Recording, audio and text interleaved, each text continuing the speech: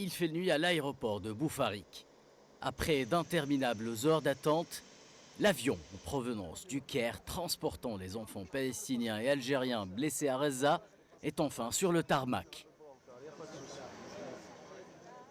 Un soupir de soulagement pour ces enfants qui ont vécu l'enfer des exactions génocidaires sionistes 6 mois durant. Mon frère est tombé en martyr avant que je parte pour l'Égypte. Ma mère et ma sœur sont au nord. La situation là-bas est vraiment catastrophique. Ils ne trouvent rien à manger ou à boire, ni un lieu d'hébergement. J'aimerais les contacter en ce moment même et les entendre me dire que la guerre s'est arrêtée, que je puisse retrouver ma famille. Je suis fatiguée. J'ai envie de retrouver mes parents et mes sœurs. Mon père m'appelle pour me dire que je lui manque et je lui réponds que c'est la guerre qui nous détruit et qui nous éloigne les uns des autres.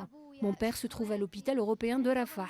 Mes sœurs Khawla et Sabrine sont à Nusayrat et Malika est à Gaza. Chacun est dans un endroit, y compris ma mère et ma sœur Hala. Toute ma maison est détruite. Tout notre quartier à Beit Lahia et tout le nord de Gaza n'existe plus.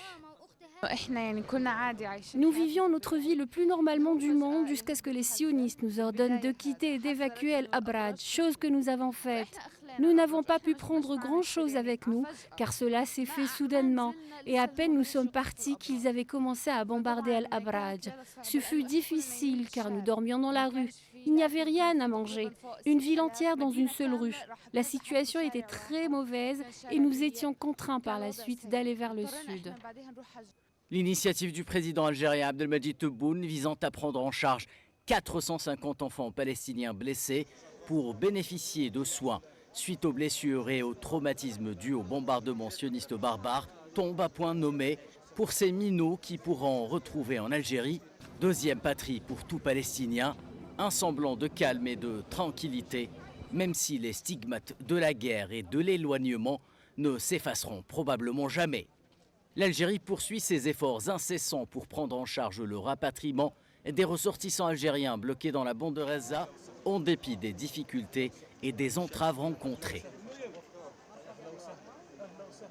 Désormais sur tous les fronts, après sa retentissante victoire diplomatique arrachée au Conseil de sécurité, l'Algérie, fidèle porte-voix du peuple palestinien et de ses innombrables souffrances, se tient au chevet d'une Palestine résistante qui plie mais ne rompt jamais jusqu'à ce que victoire soit proclamée.